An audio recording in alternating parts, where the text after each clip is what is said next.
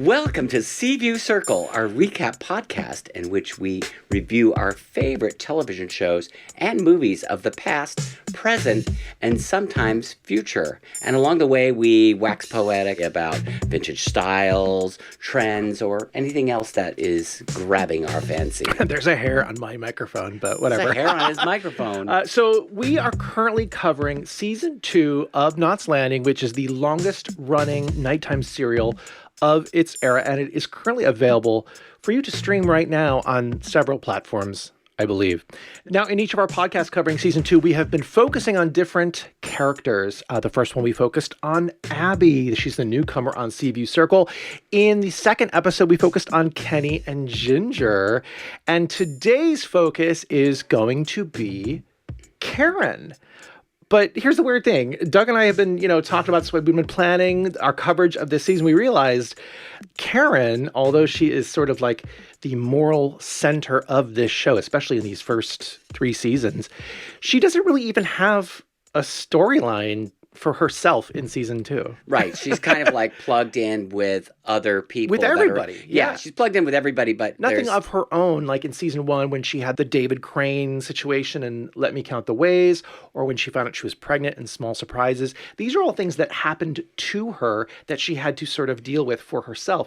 But in season 2, she's really just there to support the loved ones in her life, right? In her family. Sid obviously is going through a lot. The kids. And then, of course, her friends as well. Now, we already saw a lot of Karen in the Abby episode, right? We saw how she supported Abby when her kids went missing. We saw how she was supporting Ginger in the last episode when Ginger was pregnant. And we will see her a lot in the Gary and Val episode and also the Richard and Laura episode.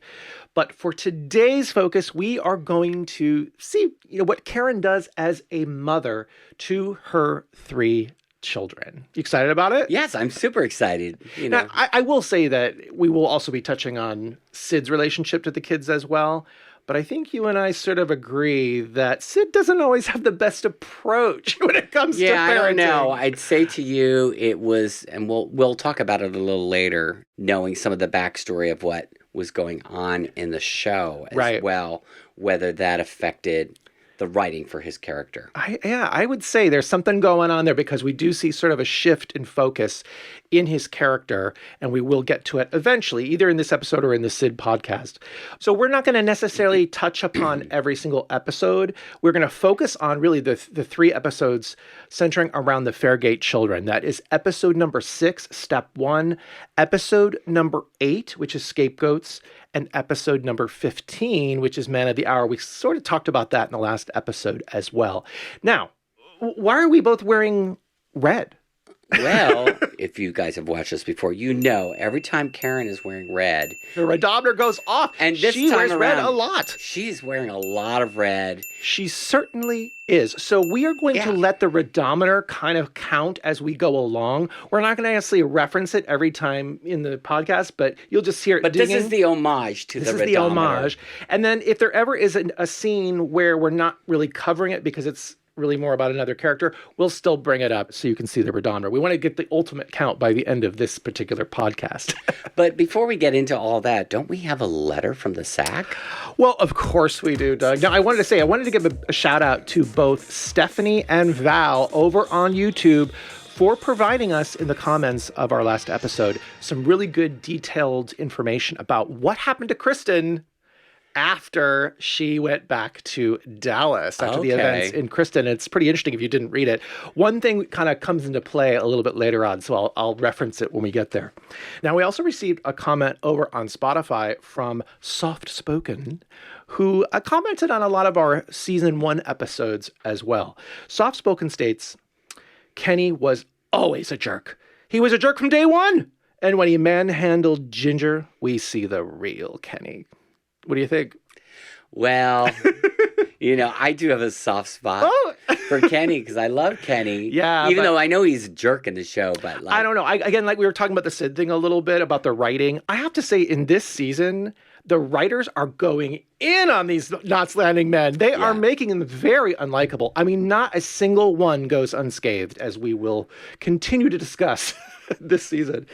All right. We also want to thank Delvine for the Venmo tip. That was did you know that I put the little thing on there, Venmo? Okay, so thank you. Yes, thank you very much. We really appreciate that. If you would like to send us a tip for working so hard on these shows, you may do so. We could go buy some coffee. And absolutely. Keep the energy level. How do you think we get through these podcasts? This is iced tea, actually, today. Cheers to the iced tea. Okay, we also have a Gmail. This is the question I'm really going to let you know. This is from David. And David asks, besides Knots Landing, what current TV shows are you watching? Oh, well. We've had this question before in season one. Yeah, but, you can always ask it. Well, funnily enough, last night we wrapped up the last episode of And Just Like That.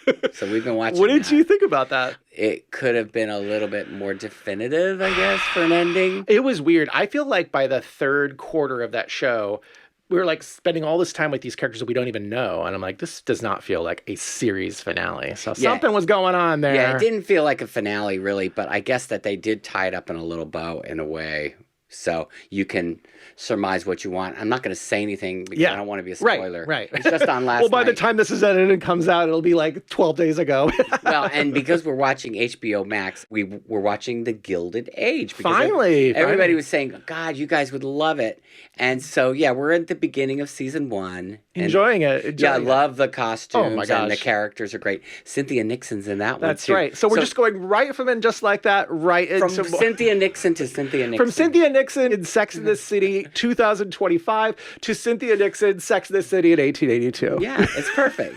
Now, if you would like to send us a letter from the sack, you may do so via Gmail. That is seeviewcircle@gmail.com, seeviewcircle@gmail.com. You may also leave us comments on our YouTube or on our Spotify, just like Soft Spoken did, and Val and Stephanie. Now, I want to say before we get started on this episode centered around Karen and her children, I was watching a podcast the other day. It was actually Bill Maher's kind of interview chat. It's called Club Random, and he had Sandra Bernhard on it. Oh, yeah. And I think you were kind of walking in and out. So I heard a little bit of it. But she actually brings up Michelle Lee, which I thought was interesting. Very good friends? They're very good friends. Okay. I guess Sandra said that whenever she's in LA, she stays at Michelle Lee's house. Oh, cool. She wasn't really talking about it, in terms of Michelle Lee, but she was saying that I guess Michelle Lee watches a lot of HGTV. Okay. My mom could relate. My mom could relate to that. Probably has a lot of projects going on in her house. A lot of projects in the house. Well, did you hear that she actually had a huge flood in her house? So I guess there's a lot of repair work that needs to happen over at Michelle Lee's house. By the way, we have some Michelle Lee records over here, which we will probably reference at some point in this podcast. All right, so diving into the coverage of Karen and the kids, we are going to talk a little bit about episodes 1 and 2 of season 2. This is the two-parter Hitchhike, which we are going to cover in more detail in our Sid podcast. But I have to say, for the first time in our coverage of season 2, we do sort of have to address what's going on here, right? Because it very much affects the kids and Karen's reaction to what the kids are going through and how this whole family has to deal with this big issue, which is that Sid has picked up a hitchhiker on the way back from San Luis Obispo, and she wants to extort money from him, and he refuses. So she claims to the police that Sid has assaulted her. This is no bueno, my friends, no bueno, because it has all these repercussions. Now, what's really cool about it is that this whole sequence of him getting arrested is edited perfectly with what's going on at Diana's high school. It is the Knots Landing Follies. What did you think about it? Oh, I was loving it. I always like when they're doing the performance in the show, which we'll see some more later, too, in season 2. Diana's got the top hat on and a silver, sparkly outfit. Right. I love it. The wigs. There's stage mama, Karen. She's like, fixing the outfit. She's like, how's it fit? She's like, it's too tight. And Karen's like, oh, no, it isn't. No. Yeah. Of course, the big musical accompaniment at the Knots Landing Follies is Zaris. Tell us about Zaris. Oh, well, so what's funny about Zaris is it's a complete, kind of Kiss ripoff. And actually, they bring down the house. And Diana is definitely smitten with the lead of Zaris. She's kind of beaming, with interest with this guy. That's going to come into play a little bit later on. So Diana's performance starts, and she's singing with 2 other students, If They Could See Me Now. And this is from the musical Sweet Charity. Sweet Charity, yeah. You have this is the movie soundtrack one with Shirley MacLaine. This is a great choice for a song in this moment because, like I said before, they're intercutting with what's happening to Sid at this time. And so with the lyrics, if they could see me now, it is a direct reflection of what is going to happen to Sid in the media, in his community, once it's exposed that he, has been arrested for assault of a teenager, right? This is not good. This is not good. So I thought that was a really highbrow moment in this particular episode. Now, the following morning, we have Diana, and she's on the phone because Kevin, I think is his name. Yeah, Kevin from Zaris. He's the lead singer. He wants to add Diana to the roster. Wouldn't it have been funny to see her wearing that glitzy outfit, but with kiss makeup? Oh my gosh. I mean, that would have been rock and roll mama. Yeah. There's a record that I also really like is that singer Gretchen. She does that song Rock and Roller. Which is kind of like a glam rock song. That's like kind of the vibe I want. I get it. Her doing or Susie Quattro kind of vibe. Yes. So Eric is there. He kind of cracks a joke because Diana is beaming over all this. He says, "Oh, I think that dude likes you for more than just your voice." And she's like, "I hope so."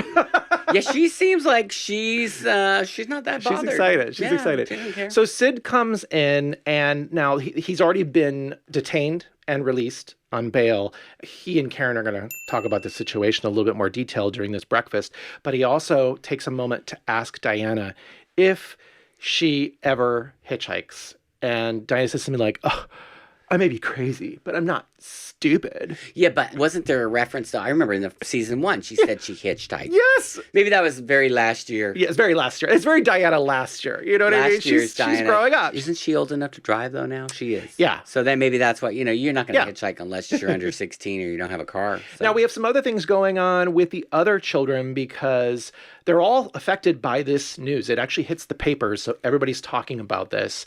And we have Michael in his, I guess it's his physical education class, and they're playing volleyball on the beach. And the scene just starts with like a tussle in the sand. And basically this bully in the class has been making fun of Michael. And Michael just like pushes him. Yeah, he pushes him and they're like rolling around. And the teacher's like, "What's going on?" Did you notice the one of the physical ed teachers of the green shorts? I was like, "Oh yeah, I saw that. I think the still is going to be provided by Brady later on too, the short shorts. Now, what did you think about Michael in that moment? Did he remind you of anybody? Yeah, I mean, he always reminds me a little bit of me. We'll talk a little bit more about it later. Red eyes on, kind of like this shirt you're wearing now. Yeah, my hair color was probably the same, and my haircut was the same. And you're the same age, right? Yeah, pretty much. Like, I think he's a little older than me, 6 months.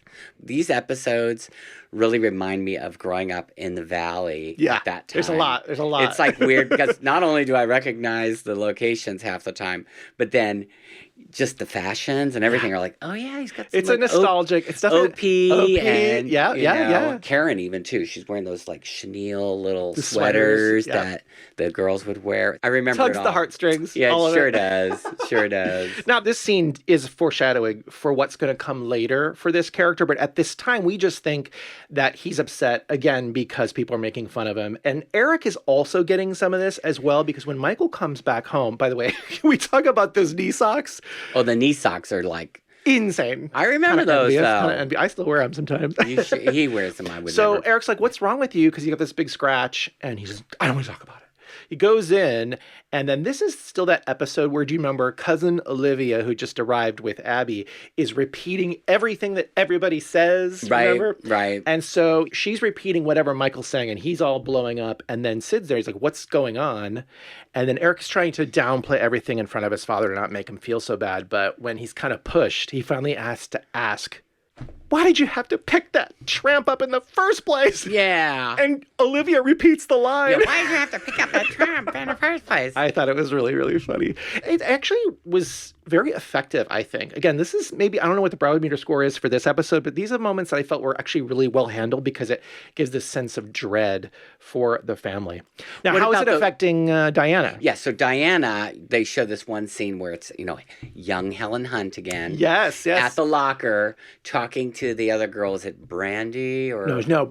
Well, this is kind of confusing because in the IMDb, Helen Hunt plays Betsy in episode 1 and 2, but then later on, she's Brenda. So I think they just kind of didn't get that right. They're talking at the lockers, and Diana's just nearby. She can hear them gossiping about, Basically, what's what's happening here is that Helen Hunt is turning everything that is like a total normal behavior for a father to do, like a father, Oh, and he brought me to the door. He asked me all these questions. So she's giving this lascivious tone to everything, and they're just having a laugh about it. And so Diana overhears this, and she's not happy. Diana's reaction, all this sort of flows into the next episode because she comes downstairs when Sid and Karen are having a strategy meeting with Richard, who is the lawyer that Sid chose to represent him. And he suggests that they take a plea bargain, but Sid is like, absolutely not. But Diana wants him to take the plea bargain because she's getting all this heat at school, obviously. Right. The stress is affecting the entire family.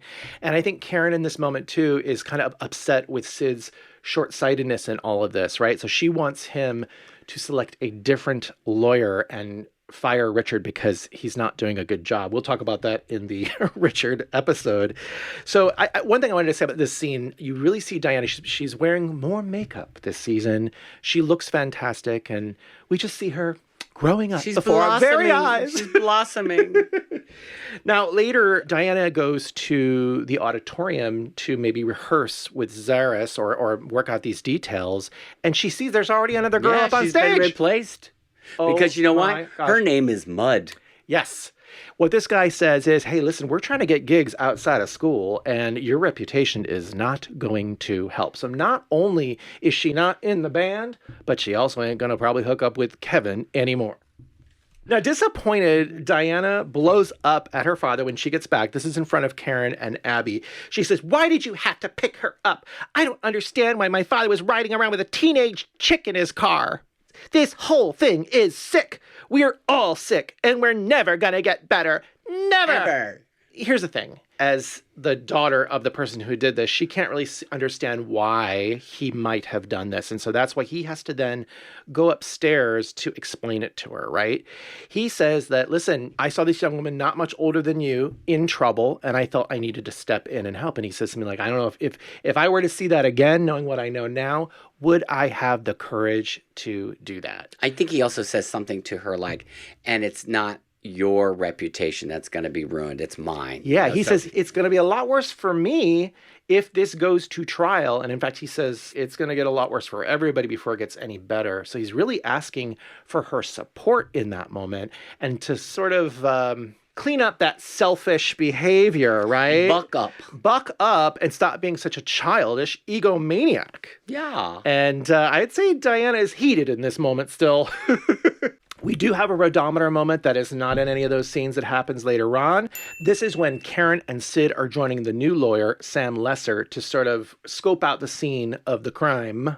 She's wearing red there. So in the next episode, which is Remember the Good Times, we have Abby asking Eric if he could do some babysitting for her. Right. We did kind of discuss this in the Abby episode. Yeah, she's doing this all the time. Like, she's just trying to find anybody who will babysit the kids. So any warm body. So she can go out and do her thing. But what happens is this is actually a school night, and when it's 1 a.m., Karen's like, well, where is Eric? So she actually goes over to Abby's new house and she relieves Eric of his duties. And then Karen has to wait up another 3 hours for Abby to return home. Yeah. She sort of reads her the riot act for being irresponsible. She says, what would have happened if the kids got scared? Because remember, this is the first night, in the new house. What would have happened if the kids gotten scared? And Abby says, well, did they? Yeah, she's very dismissive about the whole thing. Gosh. So the next morning, this comes up again at breakfast because, Sid is very protective of his younger sister. She can do no wrong. And Karen just says, I just think it was really, really irresponsible. Sid says, oh, well, she's always been a little wild, but she's never done any harm. And there's this daunting music because at that time, we don't know what Abby's going to get up to this season. But she clearly does a lot of harm. In fact, the poll results from our first episode showed that basically 2-1, you all thought that Abby went too far in her mischief at Knott's Landing Motors in season 2. Now, really, the reason we're talking about this particular episode is that in that same breakfast, Michael spills milk all over the table. And then when, Diana complains and Karen tells him to clean it up, he uses his palms. Yeah, he's using his hands, and it's all very like... He's like spreading it all over the table. Yeah, he's not fixing the problem. He's making it worse. No. Sid comes in there to try to, like, he's very protective of him as well. He's like, he calls him like a monkey or something. And then Michael trots off, like, making monkey sounds or whatever. And Karen says, I don't know where he gets all of that energy. Sid says, the price you pay for having healthy kids. Yeah, that's the first reference. Foreshadowing. Something is coming. Yes. All right, now this is the first of our featured episodes that we're going to be covering, because this one focuses on Karen's relationship with her daughter, Diana. This is I'd say one of my favorite episodes of the season for other reasons too, because the B storyline, which we already covered in the Abby podcast, is really great. That's the one where Abby and Richard eventually end up in the hot tub.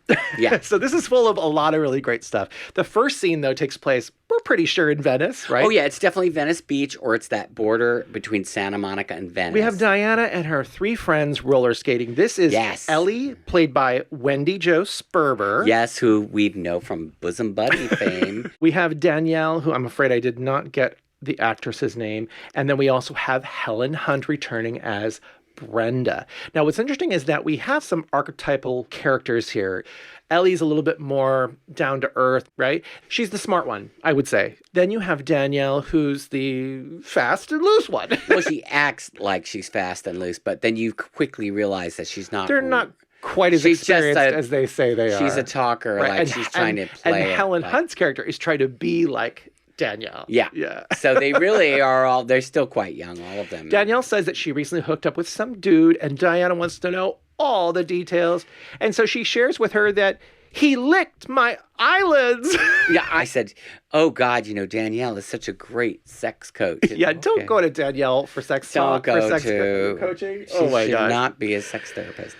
I love Diana's outfit in this. I kind of made a reference to it being like kind of Ronald McDonald. Yes. Because she's got this yellow V-neck top, and then I think they're like... it's terry cloth. Yeah, it looks terry cloth at the top. The shorts are definitely terry cloth. They're yellow terry cloth, like canary yellow. With red piping. I was like, wow. Yeah. And I think her roller skates are like purple or lavender or something. I just thought, wow, that's a show-stopping outfit.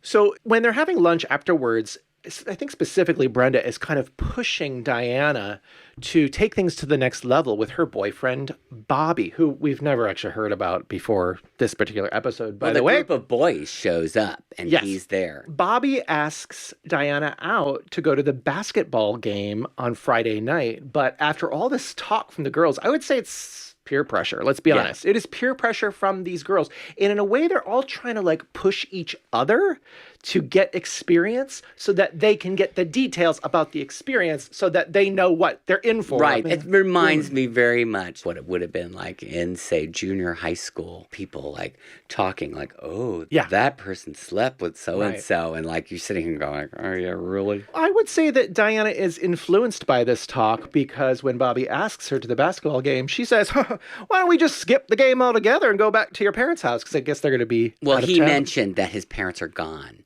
So she's just cranking it up. She's showing off. Yeah, she's just really playing it like, oh, I don't care. By the end of the scene, this is where you have to cue that sitcom. Ooh.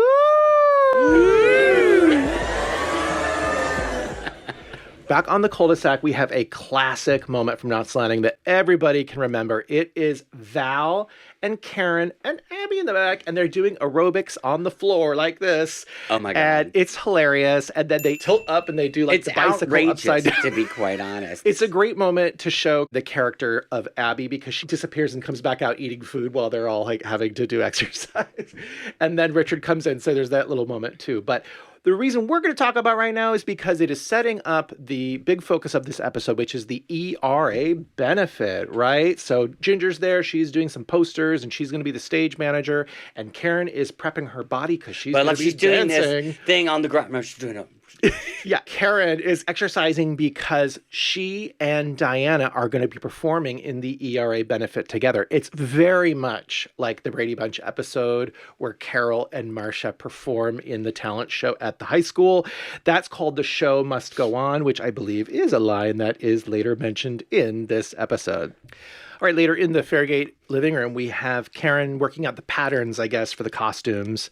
And there's a lot of commotion going on because Michael's energy levels are high. He's like, doesn't he like clear? They're playing checkers, and he says something, Eric, like, that wasn't a fair move, and then he like throws the thing down, like throws the whole game. And then he's in the back, and he's like stacking up all the plates from the dining room. By the way, there are a lot of dinner plates on that table. I don't know what is going on. How many people are they feeding? He's taking the dishes like this, and he's got like the bowl at the top, and you just see him like that, and then like 2 seconds later, you hear the big crash. Yeah. So he's like, he's smashed all the bowls. This is both driving his story that happens later in the season, but it also acts as sort of a barrier for Diana and Karen to really connect about what's going on with Diana. Because Diana's asking Karen, what was it like back in your time period when you were my age? What was dating like? Were you a good girl or a bad girl? I bet you she was a bad girl. I don't know. You think? Probably. Ooh, no, I mean, she would have looked like that. Karen is one thing, and Michelle Lee, I think, is another. Oh, Michelle Lee was a bad girl. I'm talking about Michelle Lee was probably a bad girl, and Karen was a good girl. Oh, gosh. So then Diana actually asked, well, what did Grandma say to you in reference to boys, like how to handle them? Karen says, she said, don't. Okay, all right. So what we're seeing here is that Karen is really into this ERA benefit. Like, this is a huge thing for her, and she's not paying attention to the signs that her daughter is giving her in this moment. Because Diana has something going on. Right. She's just answering the questions. She's busy. Why is she asking these questions? Is what Karen should have said in this moment. Fair enough. I mean, let's face it. There's a lot going on in the episode. Yes. And probably if in that living room. If it's real life, maybe you don't always clock on to what's going down. Yeah. Now, the next day while cruising down Balboa. Oh, yeah. Right by the cul-de-sac. They're heading south from Knollwood Drive. I saw the church that we've been to. That's the church where Val was taking her GED in season 1. Right, and the school's in the background. What's that Jeep? Oh, it's a Volkswagen thing. I love that. I love it. They're really. I want one. Oh, I always wanted one of those, but those were always like super hard and expensive to find, even like a million years ago. So now they must be worth a ton of money. Right. Yeah. We have Diana talking again about this date with Bobby where she's just going to go over to his parents' house, right? And the friends are divided over this. Again, Ellie is the one who's like, maybe you need to take it a little bit more slowly. And then again, the other two are goading Diana into going through with it because they want all the details. Yeah, they want to know how to do what they need to do. All right, so we have the date night officially, and Diana is wearing this cherry red dress. Well, really, it's more like a watermelon. I said it's a watermelon because it's red and it has black kind of polka dots, but they almost look like watermelon seeds. Yeah. Now, what's so weird is that Diana's friends all come to pick her up to take her to the house. It's a writing device, really, to get more of this push and pull, for there to be more drama for Diana to have to consider what she's about to do. Because it's just more of the same. You know, Ellie's saying, you don't have to do this. And the others are saying, oh, go for it, you know, whatever. So we have Diana leaving the Jeep and walking up to the door very cautiously. Now, what happens inside, Doug? Well, what you see is this scene where Bobby is he's playing the drums to try and impress Claudia. But he's also Diana. And he's also like stalling with like small talk. He's nervous, right? He doesn't quite know. This is pressure for him too now, right? We're seeing. Now, who did Bobby look like to you? I couldn't get it out of my head. And maybe it's because we were watching The Bear as we were watching. Oh, well, I said he looked like a poor man's Willie Ames, which is more of the era of the 80s. No. He is a young Jeremy Allen White. Well, maybe. Especially like in the profile. The hair's all tousled. It is exactly him, especially later in the episode when they're doing a rehearsal. But I was into it because, hey, you know, Diana can pull a hot guy, right? Well, he looks pretty old to be in the same grade as Diana. I did look him up because, you know, he's listed as Dan Shore. He was probably like 24, 25. So, you know, he's definitely way older. I definitely think that he came across as more mature, which is why his sort of maybe nervousness doesn't quite read in that particular episode. Now, I want to say also, Claudia, we actually reached out to her to get her thoughts on this episode, and maybe we'll be able to update you with some of that later on, or maybe we'll even interview her, hopefully. We'd love to. One thing I would say that when we're talking about how she's sort of growing up and maturing, you know, she looks like to me a lot is wild. It's Taylor Swift. Oh, okay. Really, she really has that same facial features and sort of the hair, especially in the scene where she goes to the beach in this particular episode, the way the hair curls are. It's very much Taylor Swift. So she could be a Swiftie. Here we have Taylor Swift and Jeremy Allen White on a couch trying to navigate. Well, maybe in the Knots Landing reboot, that's who they'll get. Yes. So at some point, Diana is like, aren't you going to kiss me? So he then has to kind of go over to the couch, and he does start to kind of make out. The gimmick is that she's like, I need the lights off. Yeah. And so he has to systematically wait. He turns off like 2 or 3 lights, even though we still get that Hollywood. The Hollywood lights out, nighttime lights out that you can still see everything going on. But I just thought that. And then she says, no. All the lights. All the lights. And then they proceed to kiss. And it doesn't seem like very good kissing, personally. We're left not knowing what happens. What happens is the next scene, he drives her home and drops her off, and it's very kind of awkward. He's in the Camaro. He's yeah. got a Camaro. That's the bitchin' Camaro, Sweet. dude. Yeah. Sweet. I don't think they even kiss at that point. So you're left to believe that maybe things didn't go well, but we don't really know why. And Diana comes into the living room, and there's Karen still working on the costumes. And she's like, oh, so how was the game?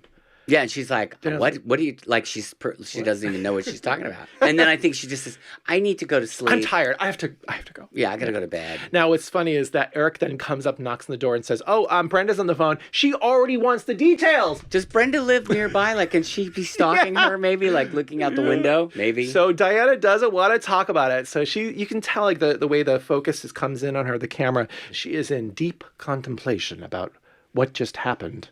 Or as we will find out, didn't happen.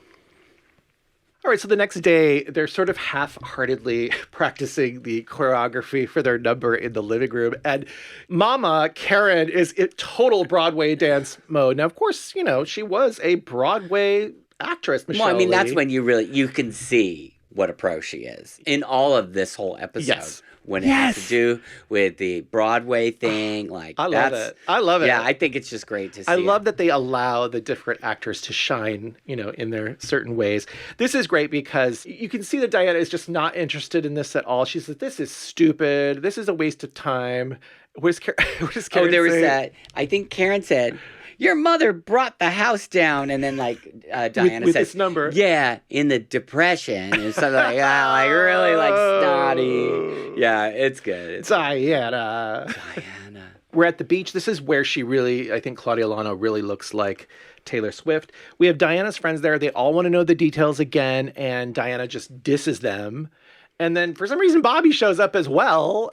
Bobby's at the beach, and he talks to her for like a hot minute. He says, I hope you weren't just telling them everything that just happened. Yeah, because he said, what are you doing? She's like, I'm writing my diary. And then he's like, oh, well, don't spill the tea. Yeah. She's, you want me to ruin your reputation as a good lover. So again, we're left to believe that maybe they did hook up, but it was not good. That's what we're left to believe at this moment, right? Yeah, at this point, we don't know what's going on yet. And then I guess they're going to meet up at rehearsal later on. But in the interim, this other dude shows up. This he's hirsute gentleman. This Harry Otter from Indiana comes up. Yeah, Harry Otter. Someone else who looks a little too old for her. Let's be honest. A sea otter. Yes, wearing exactly. cut-off dungaree shorts. This guy's name is Roger, and I can't remember right now off the top of my head who the actor is, but I'll put it on a screen right now. But he was in Jaws 2, maybe Jaws 2 and 3. I remember him from Jaws 2 and 3 actually, because he also has that same kind of early 80s look there. But he flatters Diana in this moment. And he says, I just moved here from Indiana and I don't know anybody. And and then he offers her a beer, and she one beer turns into 2. But the funny thing 3. was that she must be the fastest beer drinker in the world, because she's like this, and it's like, it's gone. Oh, okay.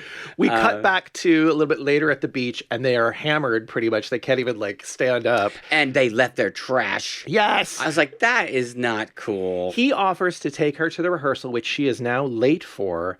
And when he pulls her back to his vehicle, it's when the van's a rockin', don't come a knockin'. It's a love mobile. It's a love mobile. I don't know if it's like one of those Ford Econoline vans, but it's that super stoner 70s. At this point, you're thinking, oh my gosh, is she going to sleep with 2 guys in 2 days?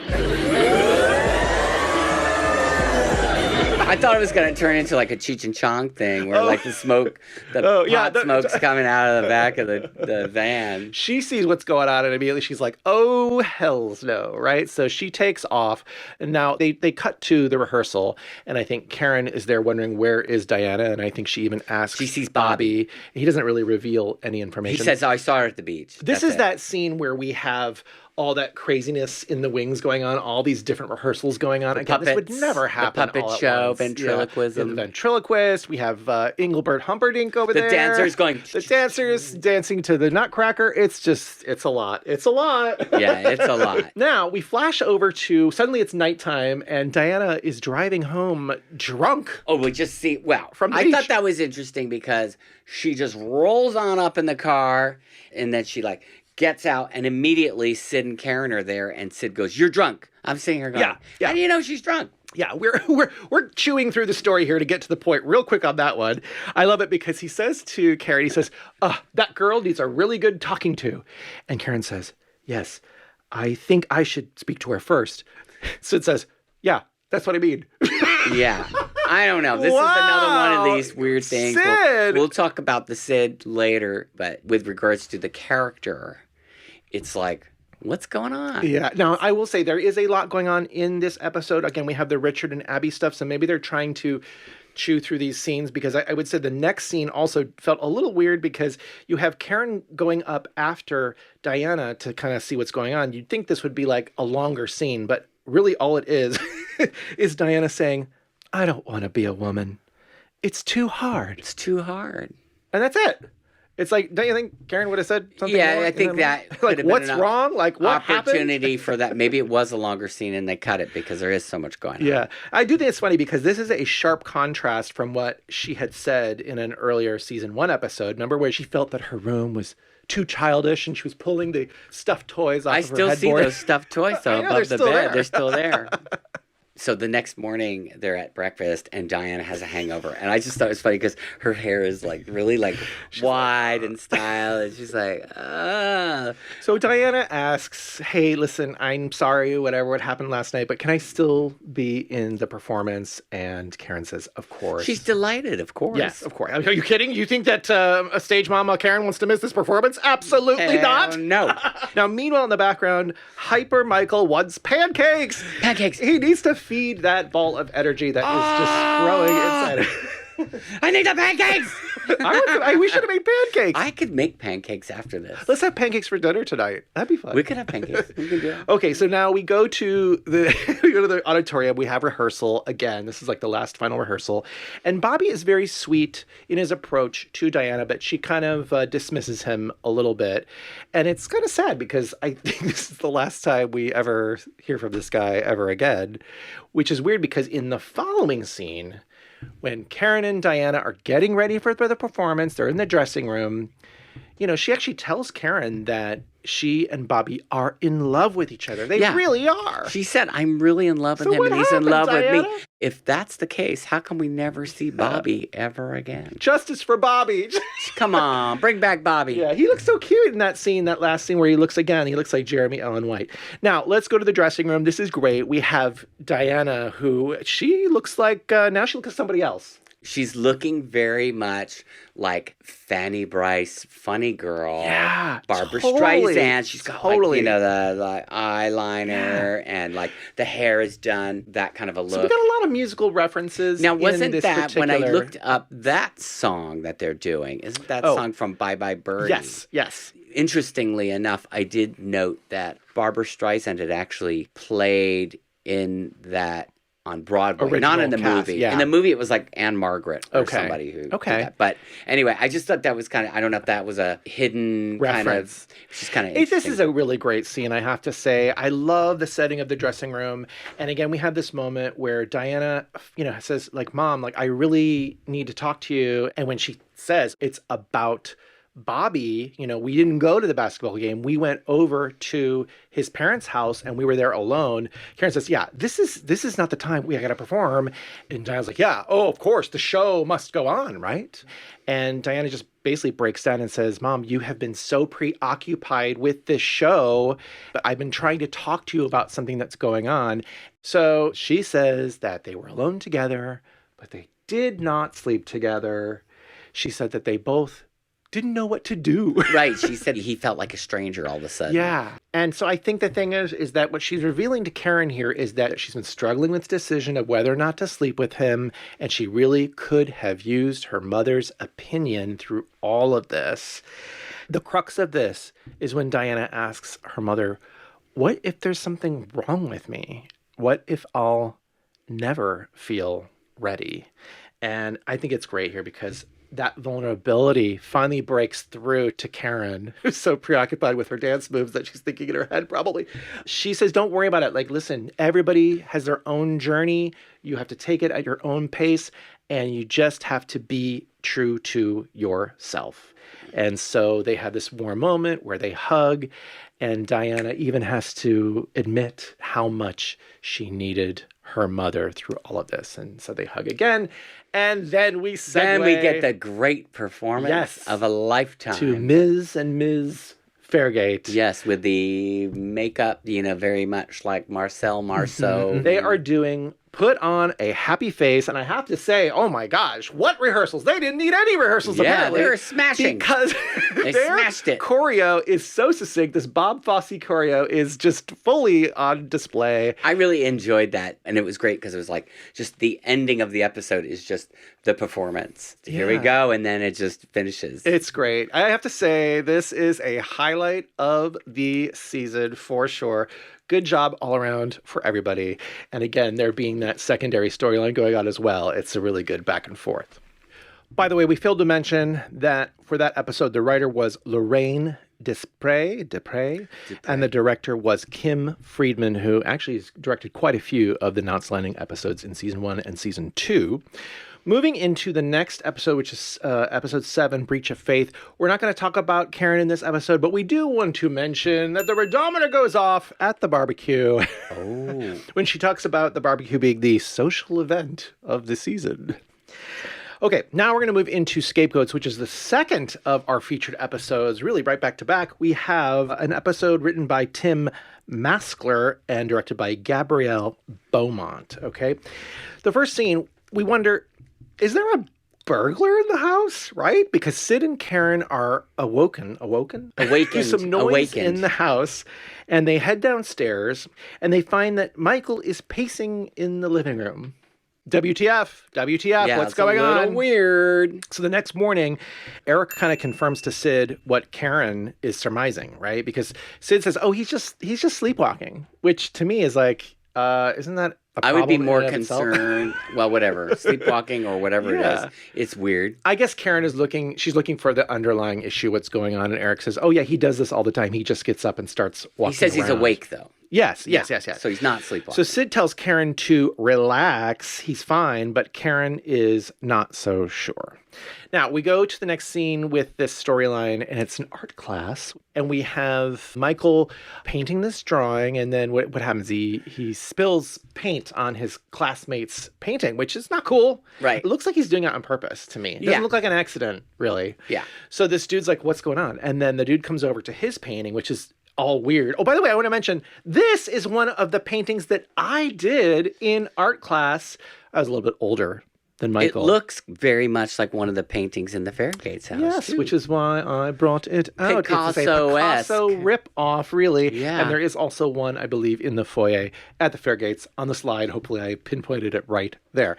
Okay, so when the dude says, oh, your painting is so weird, then Michael throws paint at the guy. Right, he throws paint at him, so it's like completely like Michael is acting out. And then that's guy, okay, that's it. You asked for it. And so they start brawling, and the art teacher has to pull them and apart. Obviously we're seeing little tidbits of this in the previous episodes. Something is going on. Karen is called to school to meet with the principal because Michael has been suspended over this. She's wearing with this beautiful red outfit. It's one of my favorite. Is that the one that has these figures? It's gorgeous. It's a really cool look. Yeah. So we love that.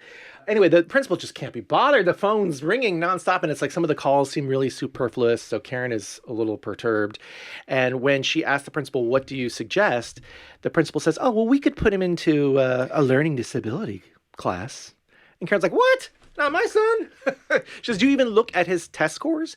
And she has to admit that she hasn't done that yet. And so I think she says something like, well, if you can come up with a better solution, then we're all yours, right? And it's just like this really kind of confrontational interaction. Meanwhile, you have Michael in the background, like playing with the push pins on the wall. Right. And he's like standing on the chair. Standing on the chair and doing all this stuff. You're like, okay, out of control. So we're at the Fairgate house. We're at the kitchen. In the kitchen. I have to kitchen. say, I'm so excited because that ugly, weird island thing that used to have that overhang with the pots, that overhang thing has been removed, finally. So somebody got the memo that did not look good. Doesn't look on good on TV, camera. splitting the screen in half every time you see it. So we have Sid and Karen are in a heated discussion about Michael's behavior. Right, because Sid is now finding out that this is the third time she's had to go to school because of some issue with Michael, and he can't believe that he's never heard of any of this, and all of a sudden he's suspended, right? She turns it back on him and she says, well, wait a minute, you are too busy with that damn engine to even know what's going on in your own household. And it's funny because in this moment, he's like grinding beans in this like newfangled coffee thing. His percolator. He's too busy with that too to really pay attention to what's going on in the kitchen with Karen. And I think Karen even needles in further. She says, if you gave your children even a quarter of the attention that you give Knots Landing Motors and that engine, we'd all be better off.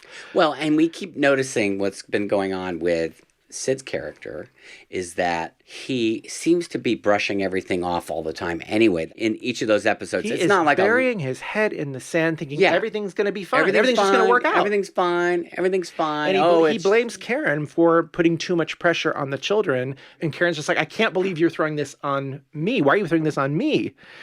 So things are not going well. And I think Karen, even in that moment, suggests that maybe he needs to go see somebody.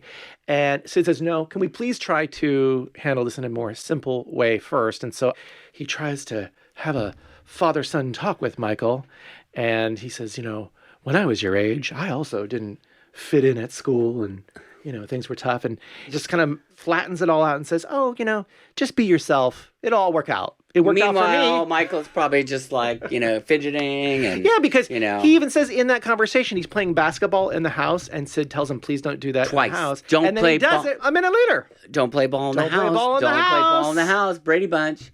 Later, they're at the beach, and they are having a picnic. Everybody's there, and he's like raided everybody's food. So he's up. He's up. He's got it all. And I think the parents suggest that maybe he starts a volleyball game, and he like runs over to the Averys, kicking sand into their faces, and he's disturbing Richard listening to Ravel on his Walkman.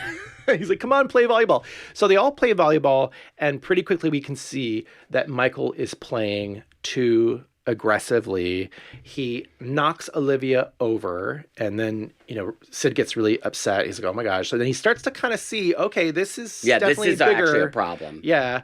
He orders Michael off the court, and Karen's like, no, he can still play, just but then I think Olivia starts making fun of him, shouting at him in front of everybody. He runs off to the shoreline. Do you see that shot? It's like, we know where this is. Yeah. We used to live it's right near the incline. Yeah, Will Rogers Beach. Yeah. This is our old hood, kids. Well, it was nice to live there. It's kind of a little boring, but it is it's pretty. Beautiful. It's beautiful.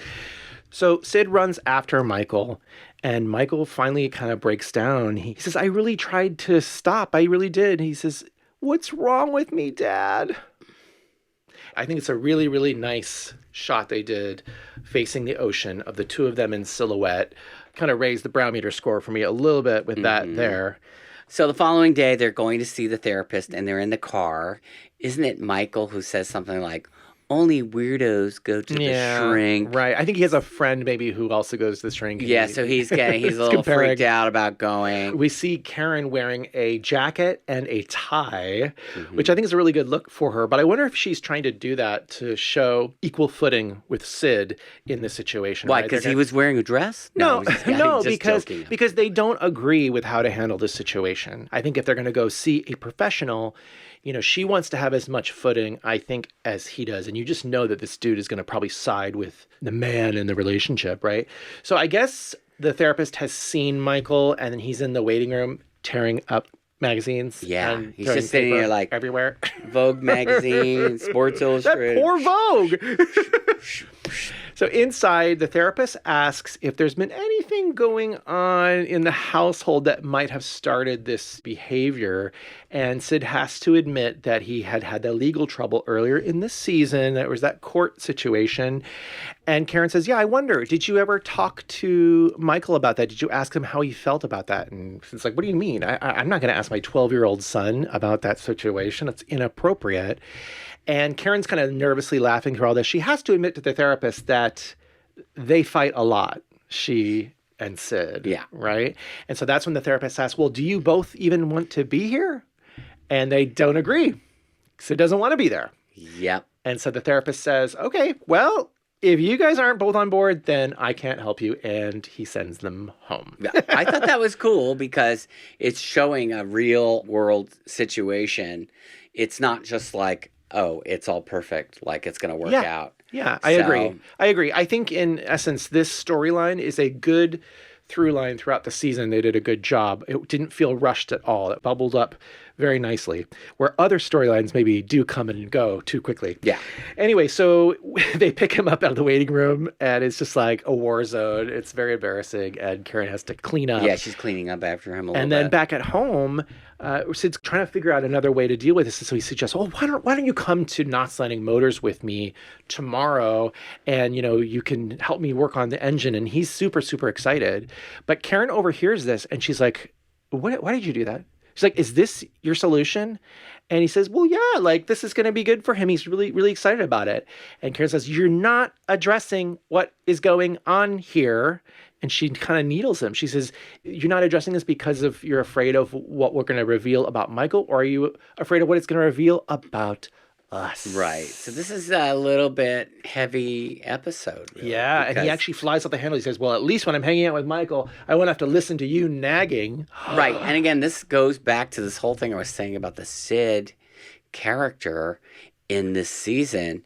Did they make him more unlikable? He was kind of being... Because I remember in season 1, we were both super team Sid. We really liked his character. We thought that he was someone so you kind of wanted to be friends with. Yeah. But the way he's dealing with these situations, one after another, I'm not so sure I want to be this... Been a bit chauvinistic. Totally. Very old-fashioned. Totally old-fashioned, naive in a way to the way things are going on in the world of that time. And we'll get to it in an episode later on.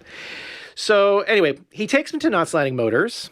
And this is going to be a recipe for disaster because there's so many things in a auto repair shop that are dangerous. Right. I think he's showing something with the engine and... Yeah, this is an interesting moment where Sid can see that, oh, wait, there is a problem here because already little Michael is not interested in the engine that he had previously showed interest in because now he wants some food. He's hungry. Right. Oh, I'm hungry. Right. And Sid's like, we just ate. What are you talking about? So I guess Linda, the little sidekick, which we will reference in another podcast, she decides to go get some burgers or something. And then, Michael's just running around. He's like playing with all the air hoses and the water hoses. And then he slips and he falls and he hits his head. And where do you think he ends up after that? The ER. Yes. That it means Karen is even more angry at Sid for doing this. Because she had already said this is not a good solution. Their pediatrician is out of town, so they rely on Carl. Good old Carl. This is a great use of an actor in a different way here. We have Ginger's boyfriend, Carl, who's actually already seen Michael in action at the volleyball game and seen how he's a little... overexcited. So he decides that he's going to run some tests on Michael. He has some ideas of maybe something that might be going on, and they agree to it, and they keep him overnight at the hospital to run those tests. Meanwhile, back at home, Diana's heard all about this, and she's a real brat in this scene. Yeah. What are they doing with the yarn? You know what this was, where they used to make those yarn things. I don't know, the pom-poms. I don't know. It's a thing. I remember this. So she's doing that with Eric, and then Diana's just like, can you just imagine what it's going to be like when he returns back from the hospital? He's going to get me this and do this for me and all this kind of stuff. Right. She's so jealous of all this attention. Yeah. And Karen is not pleased at all with Diana in this moment. Karen reprimands her. I think she goes upstairs. And then I think Eric and Sid are there to try to make Karen feel more confident that the family is going to rally around Michael when he returns home. All right, so then we have Carl coming over with the results of his tests. And he says he is pretty sure that Michael is, he calls it hyperkinetic or hyperactive. So you tell me, I don't know, is this what today's modern version of ADHD is? Well, I kind of did a little research because, I know as somebody who was always referred to, oh, you're hyperactive. I never had any kind of tests or anything. But I just wanted to see the difference between... Did you ever pick up 20 dishes and try to carry them over to the kitchen? I might have tried to carry 20 dishes. Okay. I will say this. I know on occasion I might have got pissed off and threw the game. Okay, maybe a couple times. All right. All right. Or broken something that, on purpose and made me angry. Okay. Maybe. But I would say this. Nowadays, that the way they're looking at it is hyperactivity is a symptom of ADHD, which is attention deficit hyperactivity disorder. Okay. So they say that can be like a standalone symptom, but it doesn't necessarily mean it's ADHD. And so I guess what I got from this is that they said that a lot of the time the children will grow out of this. They just have a lot of energy. I think Carl says that too. And he says that there are ways to treat it. They could put him on some sort of medication like an Adderall, I guess. And I think for once, Karen and Sid agree that they don't want to do that.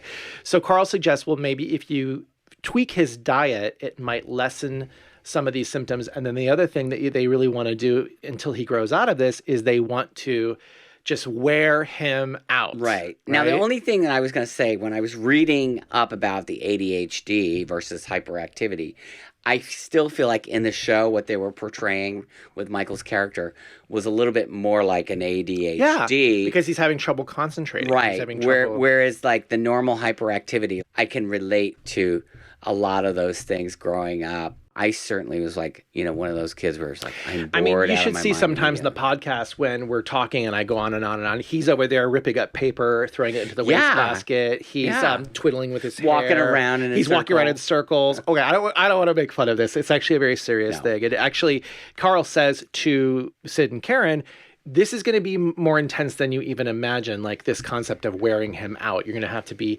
jogging, swimming, doing all this stuff. And so we do see that in the storyline for the rest of the season. I wish I had spoken to Carl back then. Absolutely. Could have helped me. Absolutely. Right? And your parents too. It would have helped them as well.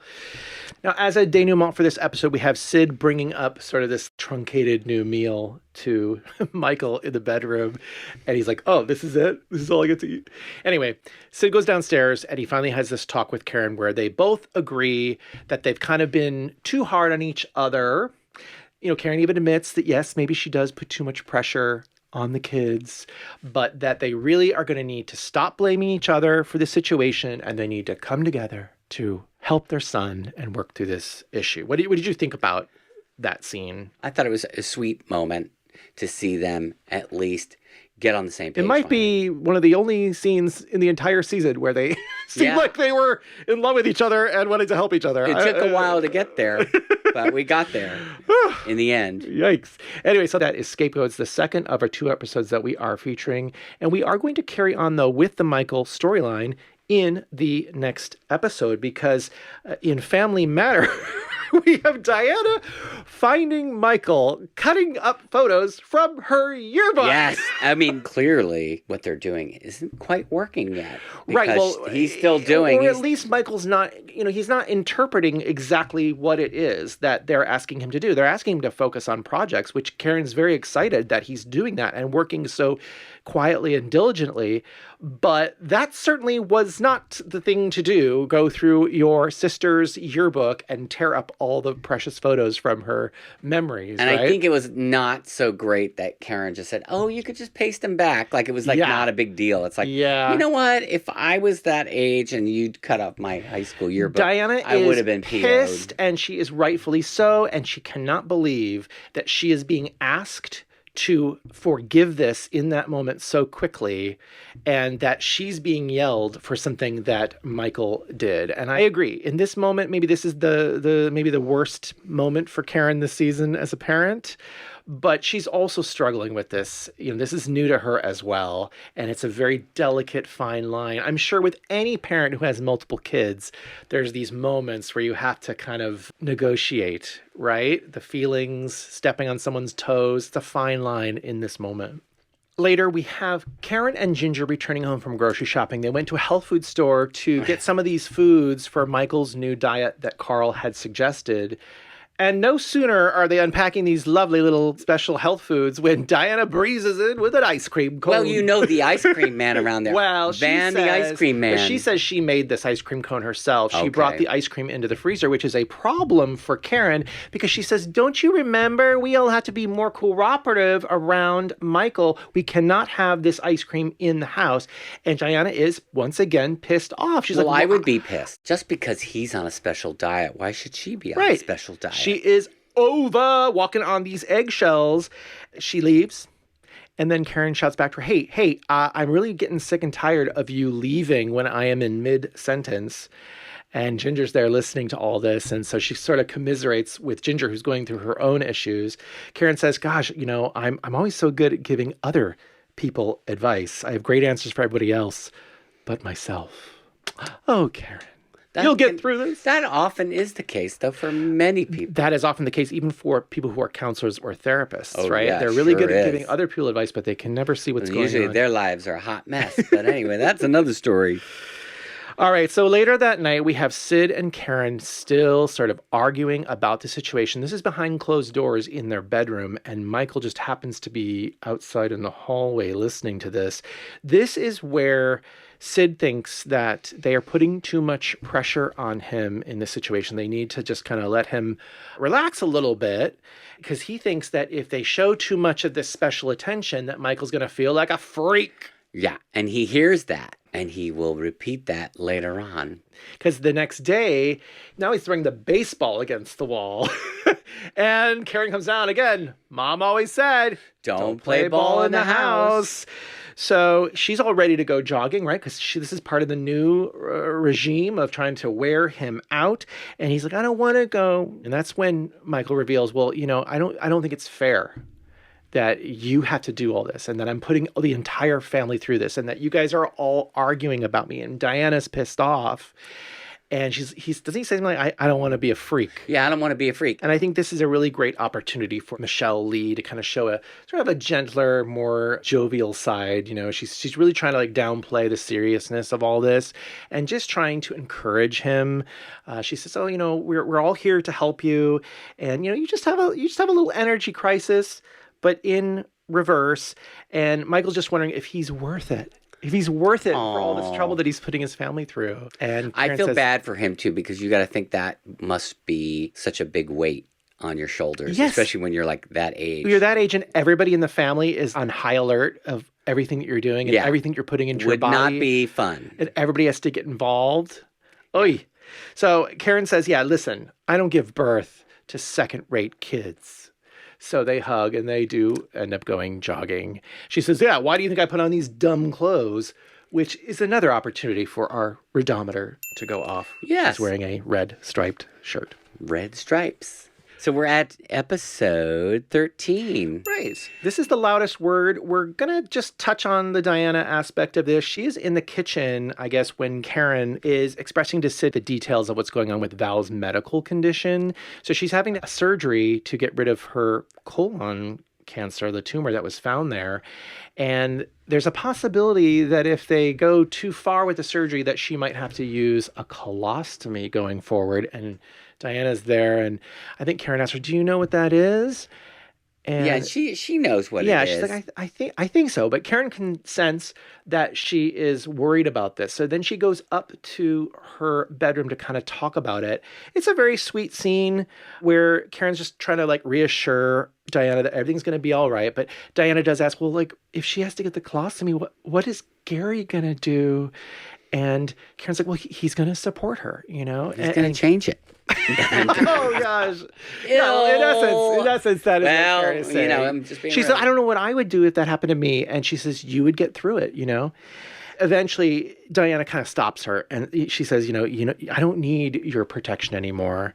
And it's this moment where Karen can see that her daughter really is growing up. And it's kind of sweet because then Karen goes across the way into her bedroom and Sid is there and Sid asks, oh, did you talk to her about the situation? And Karen says, oh, no, she talked to me. There's no little girl left in her. Oh. Now, what's interesting is that in the very next episode, which is Moments of Truth, which we have already discussed in our Kenny and Ginger episode, and you can view it right here, Diana plays a really important role in saving the day. We talked about it. We wish we had seen a little bit more of Claudia Lano in that episode, but definitely check that out if you want to hear more from Moments of Truth. All right, now we're going to move into our final featured episode of this particular podcast. It is Man of the Hour, which we also talked about quite a bit in the last episode because Ginger and Kenny are involved. This one is written by Sarah Ann Friedman, and the director is Harvey S. Laidman. And we start off with Ginger coming home, and she finds out that her sister Cindy is there visiting from, I guess, San Francisco. And she is there with her friend Jamie, and Eric is also there. They're listening some blistering rock. I don't know. It could be Zaris. Could be Zaris. Maybe it's Zaris. I couldn't identify it. But Jamie's there, this dude, and he asks Eric to stash his joints because if he has them at his house, his mom's going to find them. And I guess they're going to a party later on. You can kind of see Eric looks a little reluctant, but then he does it. It's puts it in his pocket, his jacket pocket. So we switch over to the Fairgates, and this is a funny little moment. I don't know if you caught it, but Val's like in the background talking about Disneyland versus Marineland. I love it. So hyperactive Michael is running up the stairs just as Eric is coming down the stairs to head out for the party that was mentioned in the previous scene. And he has a bowl of cereal with him, and so they... Yeah, and then the milk goes... onto his jacket. So Mama Karen comes up because she's got to clean that jacket right away. So I'll take care of Eric's it. Eric's like, no. It's fine. Because he knows he's got the joints in there. So he quickly has to move the joints from the one pocket to the windbreaker that she hands him. And wouldn't you know it, he missed one of the three joints. Left one of the joints in the pocket. Whoops. Fail. So Eric leaves. This is great because she has to reveal it in front of everybody. And you can see that Gary's kind of like, surprised. Oh boy. And then the look on Diana's face is one of like intrigue. She's like, oh she's smart. Brother. She knows what it is. She's not dumb. But it's funny because she even has to say to her dad, she's like, Daddy, that's a joint. That's a joint. So now over at this party that they are talking about, this is great. It really sets the stage. There's like a golden Buddha on the counter, and there's this like really cool lampshade. And I could think about these teenage house parties, which I would go to maybe like in the 80s, but they were never like that. It was always way more tame. Well, they're just playing, the only game you'd ever play if you were stoned, concentration. So nothing too crazy is going on in the beginning, but you can already sense that Eric is a little nervous about what is going to unfold. Jamie comes in and he asks Eric, oh, you got the joints? He's like, oh yeah, here they are. When he pulls them out, and Jamie's like, oh, I guess you must have had one already, huh? And Eric's like, what do you mean? He's like, oh, there were 3. So Eric and me is like, oh. Yeah, I mean, I guess that's that thing. Eric probably wasn't paying too much attention at that initial moment. Well, he couldn't. It was so quick. Oh, right. You mean when? Yeah. Yeah, when he was first handed. But when it was, you had to do the swap. It happened so quickly because Karen's right there. He probably didn't think about it, So Eric's like, I'm going to be in so much trouble. I have to go now. And then the others are like, well, don't worry. Oh, actually, a third guy comes up, this guy named Luke, played by Eric Stoltz. Yeah, Eric Stoltz. He comes up. He's like, oh, please, don't worry about it. Your mom's not going to go through your jacket pocket. You're fine. Just relax. I think it's really fun how we've had also Helen Hunt. Yeah. A young Helen Hunt. And a young Eric Stoltz. You want the 6 degrees? I have the 6 degrees of separation right here because Eric Stoltz playing Luke appeared on Mad About You as Helen Hunt's ex-boyfriend. And in this same episode, remember, Mrs. Kilman, played by Cynthia Harris, was on Mad About You playing Helen Hunt's mother-in-law. Oh, that's weird. It's crazy. And I should say this too. We meant to mention this earlier, that Helen Hunt is most recently seen as a television exec on Hacks, which is the show that shows that house in Altadena from the Three Sisters Knots Landing, which recently burned down earlier this the year. Deborah Vance house. Yeah. Yep. So a lot of little 6 degrees of separation going on there. But in this scene, basically, they're just trying to tell him, just relax, just enjoy the party. And then we switch over to, I think, maybe the kitchen, and you see Cindy lighting up her joint. Okay. Now, back at the Fairgates, Diana cannot believe that her parents are being so square, and Sid can't believe it when Diana reveals to them that she has already tried marijuana. She's already tried pot. Now, let me tell you something. In that day and age, everybody was smoking pot. Right. She says all the it's teenagers, no big deal. Everybody's me doing included. it. She says that most tell people Mom. have no issues with it, and she wants them to take it easy on Eric and certainly not call them and ask him to come home and embarrass them in front of his friends. So, Sid is wondering why Karen is being so calm about this, and this kind of embarrasses Gary and Val, who are still there. And then I think Karen is forced to ask, what does Gary think about this? Because he's the addict. Right. And Val's like, I think we should just go. This is a family matter. So they excuse themselves. And then you have this moment where Sid just goes into this long list of all the reasons why smoking pot is bad for you. And it feels very ripped from the headlines, kind of thing. But again, this is showing again how old fashioned or out of touch that Sid is with the modern era, of modern era in the early 80s. Yeah. Well, and I thought what was great was then Diana comes back from his statistics. She says it takes 11 joints to equal the brain damage caused by 3 hours. I know, TV. but I think what we find out is she just. I wonder if that means she made it Knots up. Landing. That's what I thought was. Oh, fun. she totally made it up. Yeah, she just made it up on the fly. She totally made it up. She goes, but I bet it's true. Yeah. Anyway, so she's saved by the bell. Her friends come to pick her up. And that leaves Sid and Karen to argue some more about this and the effects of marijuana on the body and the brain. And Karen is just not fazed at all. And then he has to remind her, and it's illegal. He says, this is where he gets really crazy Sid again. He's like, as long as Eric is under my care, then he has to follow my rules, even if I have to tie him down and sit on his chest. That's very much like a parent reaction from the olden days, too. Remember, if you live under the roof of this house, you have to play by our rule. I mean, I think there definitely is sort of a play of morality here in Sid's mind. I can't believe my son would do this, have this kind of behavior. He's disappointed. And I think even later on, doesn't he say to something like Karen, it's an affront to me as a father, of what he's worked so hard to build for his family. Well, and we'll see this through this episode that Sid is just being a hard ass. Yeah, but as a parent, you have to realize that your children are going to be different from you, and they're going to have different opinions, and they're going to do different things. And there's a scene later on, I was like, yeah, where he's just not, you got to get to a point where you're like, yes, you can be hard ass, but you also have to be loving. But yes, because things ramp up. Back at the party, the drugs are starting to hit, and everybody is blissed out. They're commenting on the sounds of the groovy music and the ocean and the crunching of potato chips.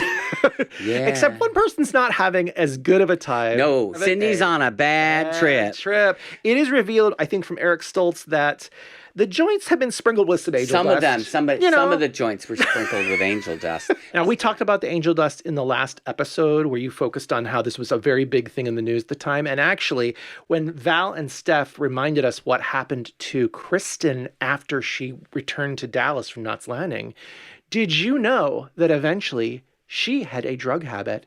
She was so high on angel dust that she jumped off of a balcony and landed in the pool and died. Oh my God, that's something you would hear about all the time. She didn't have Eric around to save the Eric day. could have saved the day. Because when Cindy rushes out to the beach to get some air, Eric kind of chases her down, and he's able to sort of Well, no, she runs off to the water. And then we cut back over to, I guess, at the party, Eric Stoltz doesn't want them to call Karen and Sid because they don't want to get in trouble for the drugs. But the one girl that's there is like, no, we have to do this because this girl's in trouble. So they call over to Sid and Karen. They get the news and they rush out of there. And along the way, they see Ginger and Kenny coming home, I guess. Obviously, they're involved because Cindy is Ginger's younger sister. Suddenly, Karen's wearing this cool mod hat. Oh, that, yeah. Which I thought was funny. It's like, she's like crashing the party in this like cool mom mod hat. Yeah. But anyway, they arrive at the party. They are directed to the beach where they find out they're there just in time to see that Eric is performing CPR on Cindy. So it's a big tense moment. They got out of the hospital. and the doctor tells them that she is in a coma and that there's really not much they can do. They should all go home. Eric is freaked out, right? But the doctor does take Karen and Sid aside and says, listen, if it wasn't for your son, she would have already died. Right. So that night back at home, we have Eric in bed. He's really worried about Cindy. And Karen comes in to sort of console him. She kind of reiterates what the doctor had told her, which is that, really he may have saved her life by being brave and going in to get her. He's like, oh God, I don't even know what I was doing. It all happened so fast. The music in this scene is really, really good, I have to say. Kudos to Gerald Immel. It's a really great accompaniment to this tender scene where Eric actually starts crying after Karen and Sid leave the room. Sid was kind of in the back by the door. When they go into the bedroom, though, this is where it gets crazy. Karen is upset that Sid is being so cold toward their son, Eric, who is clearly going through something really big, right?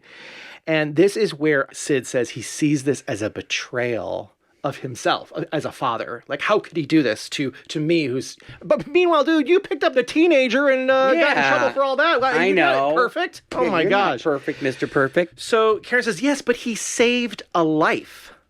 And then that's when he returns back with, yeah, but he brought the joints to the party. So there's this thing kind of brewing here where Eric has not come totally clean with what happened because he's trying to protect his friends, but this is doing him a disservice in this aftermath. All right, so then we have the scene with the cool psychedelic poster. Oh yeah, the psychedelic poster is like black light, but flocked you're from Spencer's. From Spencer's in the 70s. So this is Diana also coming in to console Eric, but she's also there to say, dude, you need to stand up for yourself. You can't take the blame for your friends. Why don't you tell them it's not your grass? You don't even do drugs, right? Which I think is a very sweet moment here. Eric says to her that he's really upset about how their father has reacted to all this and the way that he's looking at him now. And Diana tells him it's only because he loves you, Eric.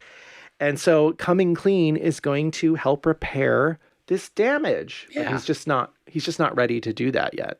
You know how it is when you were of that age too, you could get yourself into stupid scenarios like that too. Because again, it's that whole thing of not wanting to breach the faith of those kids because they're never going to be your friend again. Right. It's so weird how that's so... Yeah, I mean, peer pressure definitely factors into this storyline as well, just like the one with Diana earlier. And it is going to get a little bit more intense because when... Oh boy, when does Mrs. it get Kilman intense. comes over, she's there partly to kind of deliver news of how Cindy's doing, but she really wants to meet Eric. Oh, can I say the word ball buster? Yeah. She's a ball buster. She's intense. She says, I heard that Eric may have saved her life. And so there's this moment where she's he's falsely being nice to the parents. She's being very false. She's saying it's passive aggressive. Yeah, super passive aggressive. She says something to the effect of, if she lives, you'll be a hero. You'll be the man of the hour. The man of the hour, the title of the episode. Right. Or if she doesn't, then he's going to be the killer. Her killer. Either way, you'll be the man of the hour. It's really and she says it twice, and she music, she repeats it. In the background is really kind of haunting, and Eric is just looking at her like... I feel so bad for him at that point. I was like, boy, thanks for bringing her over. I will say, though, that she's going back and forth kind of talking about her own backstory with her husband and raising her kids. So to me, this is coming from her own guilt of not being a better mother to her daughters. So she's almost kind of projecting it onto Eric, right? Yeah. She says, I wish it had been you. Yes. That was you deserved it, not her. That was really rough. And I felt so bad for him because you can imagine. He's a kid. He's a kid. And at that age, if somebody said that to you with all this stuff going on, who knows what you would do because you're not thinking as an adult. Absolutely. I mean, he's really internalizing this and in the moment. And he's got his father not talking to him too. And why is Sid not seeing this? Because I'm thinking in my head, if I were that kid, I'd be like, really in a precarious situation. I think that's what Karen is fearing. He goes up there, he reassures him, says, I'm fine. Don't worry about it. I just don't want to talk about it. But Karen can see that he is under too much stress. And then I think the next day she tries to talk to him again while he's playing, basketball. He's like maybe letting off steam, and he still just doesn't want to talk about it. And this is where there's that crazy argument between Sid and Karen, where Karen is like pleading with this sanctimonious Sid, Saint Sid, they all say, Saint throughout Sid. the season, that he needs to focus on Eric, their son, and to forget about the law and like his simple rules of what is right or wrong, because his kid is suffering. Right, he's hurting. And then he says, well, I want him to continue suffering. Well, yeah, how far are you going to take it? Yeah, how far are you going to take it? Until the dude, offs himself? Right. Is he going to commit? That's what I was thinking. That's what I was thinking, too. Because that would be what something if Cindy dies? What's going to happen? Are you going to be there for him then? Yeah. And he does say, oh, yeah, well, if she dies, I will stand by him and da-da-da-da-da. And that's when Karen's saying, no, you need to be there for him now. Yeah. So... magically, this is a TV show that is only 48 minutes long. So in the next scene, Cindy wakes up from her coma. And she's Ginger fine. There, There's no brain and damage or anything. She's fine. That's Hollywood. I think this is another moment where Sid shows that he's a total jerk, by the way, because when Kenny calls with the good news, Karen's like, oh my gosh, we got to go tell Eric. And Sid says, you do it. You do it.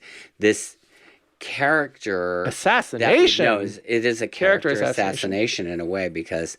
would it have been written this way if they knew that he wasn't leaving the show? Right. But see, I don't know if they knew even at the end of season 2 whether or not he was leaving. Because that's why I was thinking maybe we should ask if someone's got to know. I mean, I do know from, I guess I heard from John Plachette, who was instrumental in kind of creating the storyline at Not Sliding Motors, that maybe he wanted to leave the show. So they were definitely writing throughout the season towards a possibility that he might leave the show. Now, had he already made that decision early on in the season, or did he make it going into season 3 over the hiatus? I don't know. Right, because obviously season 2, there's a cliffhanger, a big question mark, like if you were negotiating a contract. Sure. Do you keep the character or get rid of the character? And did this writing of the character color Don Murray's decision to stay or leave, because suddenly he's not as likable as he was in season 1. We'll talk more about it in this episode, obviously. Closing out this particular episode, we have Kenny coming over to the Fairgates to sort of give all the details of what happened, and he tells them that Cindy has revealed that it was Jamie who had the joints and asked Eric to hide them in his pockets. So Eric is cleared, and Kenny says, you are indeed the hero of the day because you saved her life. You're the man of the hour. You are the man of the hour. But Karen says, actually, he didn't become a hero that night. He became a mature human being because he took responsibility. And I think she even darts her eyes at Sid. Yeah. Are you listening? Are you listening to this? Yeah, and good on her. I'm with Karen. So Karen kind of wonders at that moment if maybe sometimes she is a little bit too tolerant of a mother. And that, I think, is when Kenny says, oh, well, that's a lot better than, my mother-in-law, Mrs. Killman, who is super strict. That is when Karen says, there has to be some sort of balance. And Diana delivers that great line when she says, there is. We have it right here. And again, that's kind of a dig to Sid as well, because this is an important message that he really needs to hear in this moment. Now, this episode's really good, but then I feel like the landing isn't really stuck, because even though it's a kind of a very sweet moment, and you see these eyes going back and forth between Sid and Eric, where you can see there is some reconciliation, you have Karen taking Diana and Kenny into the kitchen for food or something, and then Sid gets up and he hugs Eric, which is great, but then he doesn't say anything. It's just the end of the episode. Right. Well, maybe it's just inferred that we know I know, but I mean, after all of that... Well, as you said, it's only 48 minutes. So I maybe know, but I mean, that's the scene you want to see. There's a lot to fit in 48 minutes. I don't know. Again, that kind of lowered the brow meter score for this episode. If you're going to have this whole buildup and you have this tension between the son and the father, and then all you see is a hug, it's just not enough. I really need to see Sid owning up to his behavior, and he doesn't. Okay. Well, then lower your brow meter. I'll have to lower the brow meter. Just lower the brow meter. All right, so that's kind of the last of our 3 featured episodes focusing on Karen's relationship with her kids. It's really nice that they gave each of the 3 children an episode to shine. I think they all did good. All the acting by all of them was really think about it. They're very talented. Actors are amazing. Yeah. Now, good job. For moving into the rest of the season, we're not going to really talk about much because the kids don't feature so much in the last 3 or 4 episodes, but I did want to mention, just as a redometer moment here, in More Than Friends, which is episode 16, Karen has lunch with Val at the community college, and they run into Earl Trent. Karen is wearing red, and she looks fantastic. She really looks like Violet Newstead from 9 to 5, Lily Tomlin. She's really giving that energy, and I would say, like, in that moment, then Val would be the Judy Burnley. Okay. Which would mean that Abby is, of course, Dora Lee, right? Dora Lee. This just makes sense. It just makes sense. This is not sliding in the 9 to 5 wouldn't that be good? Maybe you could do your Photoshop realness and just put the faces on the hairstyle. No. Redometer goes off again, actually, in another scene in the episode where Sid and Karen are having dinner with the Averys. And then it goes off again in episode 18, Squeeze Play. This is when Richard and Karen go to investigate Abby's books at Knots Landing Motors. Right. All right. So there you have it. That is Karen and the kids and their storyline throughout season 2. Of course, we did talk quite a bit about Sid as well. In fact, there's a scene that we didn't talk about, or maybe we did, but there's a line where Karen admits to Sid that she always thought they were somewhat of an odd match with a different approach to so many things. And I would say that even though later on in this series, of course, Karen famously says that she is not a Pollyanna. I think we can safely say that Sid is the Pollyanna here. Sid in this season is the Pollyanna. Everything's just going to work out. Yeah. You know, everything's just going to be fine. We don't have to address anything. No, everything's Sid. Great. Ay. Okay. So now we are going to come in for a landing on those 3 featured episodes. We are going to reveal our brow meter scores. We're going to find out just how highbrow or lowbrow those 3 episodes are. We're going to start with episode number 6. That was step 1. That was one that featured Diana. What did you give that? Well, that was actually my highest score of the 3. I give it a 3.5. Nice. Yeah, it was really well written, well acted. Everything about it was really... And again, that was the episode with Richard and Abby in the hot tub as well. So, it's a great episode. It could be my favorite episode of the season. I'm going to give it a 3 on the brow meter. 1 to 5, 3. Now, how about episode 8? That's Scapegoats. That's the one that featured Michael and the reveal of his hyperactivity. Well, I put that a little lower. I gave that a 2.75. Okay, we're in sync. I gave it a 2.85 on that one. Oh, we're close. I actually do think it was good. You know, I've said this before, I think in the last episode with the Kenny and Ginger, where when it would switch back and forth between the Kenny and Ginger and the Abby storyline, I felt like they were not balancing out, right? The Abby stuff was way more interesting, the Abby and Gary storyline, compared to the Ginger and Kenny. But I will say that with these episodes, whenever it would switch back and forth between what's going on with Karen and the kids and then the Abby storyline at Knots Landing Motors, it still felt like they were helping each other. They were supporting each other, offering different emotional... Yeah, they'd say the storylines were... elements that we're looking for in drama. They were strong. Yeah. All the way through, really, I'd say. Agreed. All right, now for the last one. This is Man of the Hour. I gave it 3. 3? Yeah. I agree. Oh, okay, cool. Well, 3. finally. Because it's hard. Sometimes we watch these things so long before we're recording this. So going back, I was just making sure that, like, did I get this Same. right? You know, it's just weird. I actually have raised the score on Hitchhike already from what I originally had, just based off of some of the things I saw when I rewatched some of the scenes for this particular podcast. Of course, we'll get to Hitchhike later. So speaking of the brow meter, you know, the scores have improved since our last podcast with the Kenny and Ginger episodes. And I think the scores are going to go even higher for our next podcast, because we will be covering the storylines of Laura and Richard next time. You know how much we love Laura and Richard. Yes. So we're looking forward to that.